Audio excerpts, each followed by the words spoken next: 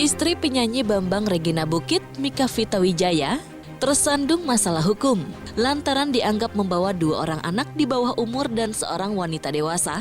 Dengan paksa Mika Vita dilaporkan oleh seorang pengusaha bernama Dian Indrayana ke Polda Metro Jaya Jumat lalu. Istri Bams tersebut dilaporkan dengan pasal tentang perlindungan anak. Ya, itu kekerasan psikis, ya. Ini berawal dari utang piutang orang tua, tapi disangkut pautkan dengan anak dan istri. Nah, di sini kita sudah melakukan pelaporan di Polda Metro Jaya pada tanggal 1 April, ya, yang pelapornya adalah Pak Dian Indrayana. Ini adalah direktur dari PT Mitra Sarana Adidaya. Korbannya adalah Alicia, 9 tahun, anak kandung pelapor, Pak Indra. Kedua, Feli, 5 tahun, anak kandungnya juga. Dan termasuk istrinya, Esther Gunawan. Yang melakukan ini atau yang kita laporkan adalah saudari Mika Vita Wijaya. Mika Vita Wijaya. Adapun dugaan ini itu yang disangkakan adalah pasal 76C junto pasal 80 Undang-Undang Nomor 35 Tahun 2014 tentang perlindungan anak.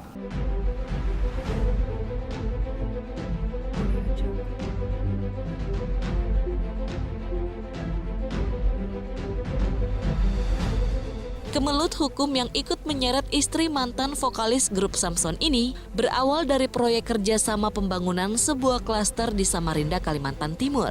Sebagai pemborong yang mengerjakan proyek pihak pengembang, Dian Indrayana mendapat pinjaman modal segar sebesar 2 miliar rupiah dari PT yang dikelola Mika Vita dengan perjanjian keuntungan sekitar 600 juta yang jatuh tempo akhir Maret lalu. Sayangnya hingga jatuh tempo berlalu, Dian tak juga mampu membayar, sementara yang bersangkutan sendiri juga tak bisa dihubungi. Merasa kesulitan sebagai pimpinan perusahaan, istri Bams pun berinisiatif menjemput keluarga Dian Indrayana untuk dibawa ke tempat tinggal mereka di kawasan Jalan Pangeran Antasari, Jakarta Selatan. Untuk saya bisa mengembalikan kapal dan dia menuntutnya di April. Menuntutnya di April. Tapi di tengah-tengah perjalanan ini melakukan hal-hal yang di luar prosedur dalam arti perusahaan. Seperti tadi blokir rekening, meminta jaminan rekening tadi, membuka cek, hal-hal seperti itulah. Dan terlebih lagi merangsak ke pribadi dan melibatkan keluarga. Itu tanggal berapa sih Pak, kalau boleh tahu? Kan jadi gini, saya kan posisinya yang kemarin terjadi itu kan saya nggak tahu juga di rumah. Nggak terjadi di rumah, saya juga nggak tahu posisinya seperti apa. Tapi yang saya dengar dari orang rumah bahwa anak dan istri saya dibawa dengan rasa ketakutan dan kondisi apa boleh buat kondisi gitu. Orang rumah pun juga nggak berdaya. Dengan kondisi ya ikut tapi nangis dengan sedih. Takut papanya mau diapain, mau siapa, seperti itu. Akhirnya yang tadi seperti dibilang bahwa saya kalau pengen anak dan istri kembali, Pak Indra harus datang, kondisi itu. Kalau menurut informasi orang rumah, jam 5 pagi itu pagar gerbang itu belum dibuka. Katanya sopirnya yang lompat pagar, katanya ngedor pintu rumah. Pintu pagar sendiri pun juga masih dilompatin juga. Nah, posisi ini udah jam 5 itu keluar semua, mertua ada situ, kakak ipar ada, istri ada, anak-anak juga bangun semua gitu kan, ketakutan, perbincangan apa gimana, menanyakan saya udah pergi, nggak ada, ya itulah kondisi itu mau nggak mau dibawa kondisi gitu.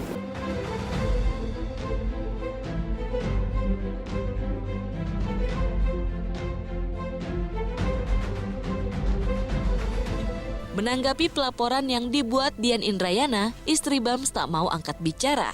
Meski begitu sebagai suami, Bams mengaku menyayangkan mengapa Indrayana yang justru tak mampu membayar pinjaman melayangkan laporan tersebut. Bams juga heran yang muncul kemudian istrinya terkesan menjemput paksa keluarga Dian Indrayana Padahal saat dijemput semua berjalan dengan baik tanpa ada paksaan. Kebetulan waktu itu kita mau jemput Pak Indranya, dan Pak Indranya tiba-tiba hilang, nggak ada. Dia kemana nggak tahu, ditelepon juga susah karena memang ya namanya juga orang berkelit ya, gimana ya. Jadi abis itu kita ke rumahnya, kita minta izin baik-baik untuk ajak istri sama anaknya, dan memang sama mertua juga dikasih ya gimana.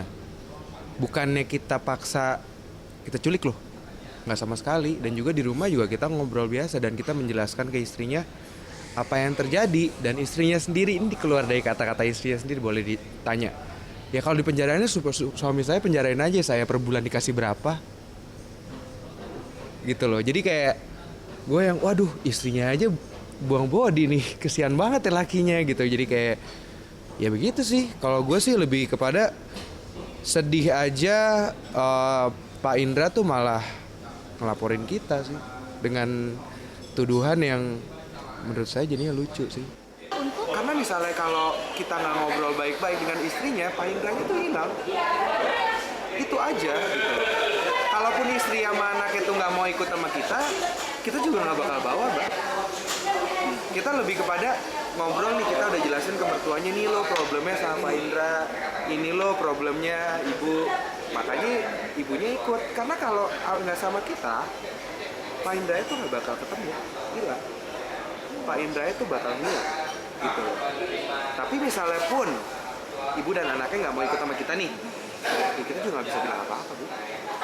Nggak bakal juga kita tarik dia, paksa masuk mobil, kita bekap, itu nggak mungkin juga. We won't do that gitu loh. Kita cuma bisa ngomong sebatas kata-kata.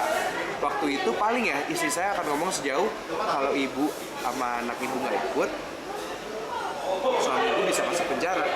Udah, paling itu yang paling apa ya, batasan yang paling atas yang bisa dilakukan sama istri saya sama supir istri saya. Udah, setelah lebih dari itu nggak mungkin lah kita ngelakuin lebih dari itu. Kalaupun dia nggak ikut, ya mau what to say.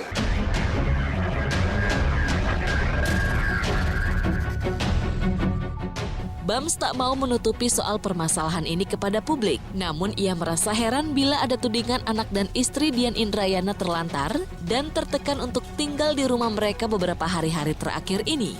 Sementara sebagai sesama kolega, Bams pada akhirnya mengetahui sisi lain bisnis Indrayana yang banyak bermasalah dengan sejumlah PT lainnya.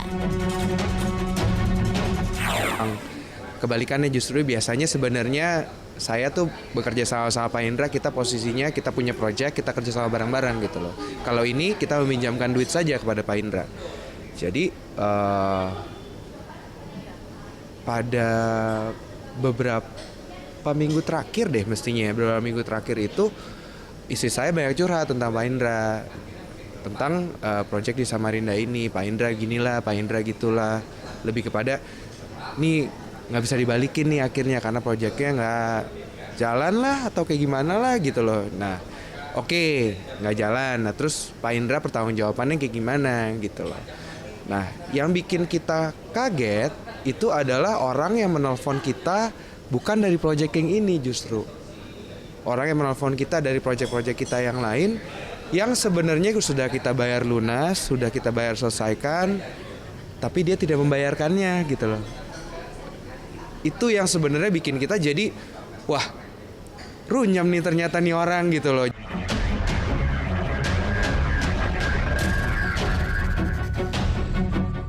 Mengingat laporan ini serius, Bams tak mau main-main menghadapinya. Sebagai warga negara, ia siap melalui proses hukum, andai sang istri jadi tersangka. Namun ia juga tak akan tinggal diam dan siap melaporkan Dian Indrayana ke pihak kepolisian dengan tuduhan penipuan dan wan prestasi terhadap perjanjian kerjasama yang telah mereka sepakati selama ini. Prosedur lah, karena kalau gue orangnya tipe orang yang sangat mengikuti prosedur gitu loh. Jadi ya gue kan ikutin prosedur.